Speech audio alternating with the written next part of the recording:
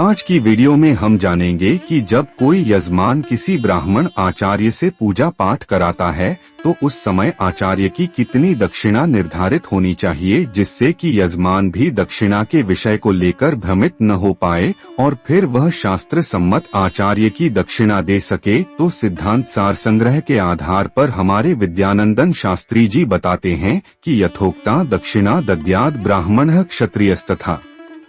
द्विगुणा वैश्यवर्यस्तु त्रिगुणा शूद्रसत्तमः। चतुर्गुणा प्रयच्छेद मंत्र सिद्धि विधि क्षया, मतलब कि हमारे वेद पुराणों में सबसे पहले यजमान वर्ण के आधार पर ही ब्राह्मण आचार्य की दक्षिणा का निर्धारित किया गया है। जैसे कि अगर कोई ब्राह्मण यजमान है तो उसको शास्त्रोक्त नियत पूर्वक ही आचार्य को दक्षिणा देनी चाहिए, और अगर कोई क्षत्रिय यजमान है तो उसे ब्राह्मण यजमान से अधिक दुगुनी दक्षिणा देनी चाहिए, और अगर वह वैश्य यजमान है तो उसे ब्राह्मण यजमान से अधिक तिगुनी दक्षिणा देनी चाहिए, और अगर वह शूद्र यजमान है, केवल जिनके यहाँ शास्त्रीय कर्म करने का अधिकार प्राप्त है, केवल ऐसे ही सत्शूद्रों को ब्राह्मण यजमान से अधिक चौगुनी दक्षिणा देनी चाहिए।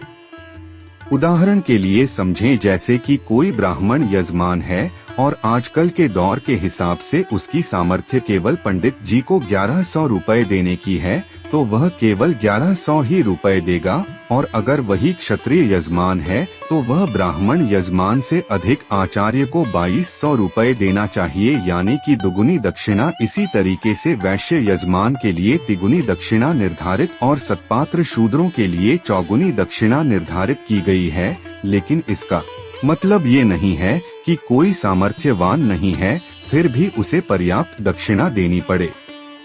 वेद शास्त्रों का तो कहने का मतलब तो बस यही है कि अपनी सामर्थ्य के अनुसार आचार्य को दक्षिणा जरूर देनी चाहिए, और जो धनाढ्य होते हुए भी या फिर अपनी सामर्थ्य के अनुसार भी जो ब्राह्मण आचार्य की दक्षिणा पर्याप्त नहीं देता तो उसके पूजा कर्म का फल यजमान को बिल्कुल भी प्राप्त नहीं होता। अगर ये वीडियो आपको पसंद आया हो तो आप इस वीडियो को अपने मित्र बांधवों को जरूर शेयर करें और हमारे YouTube चैनल को सब्सक्राइब करना न भूलें, ताकि ऐसे ही ज्ञानवर्धक जानकारियाँ आप तक पहुँचती रहें।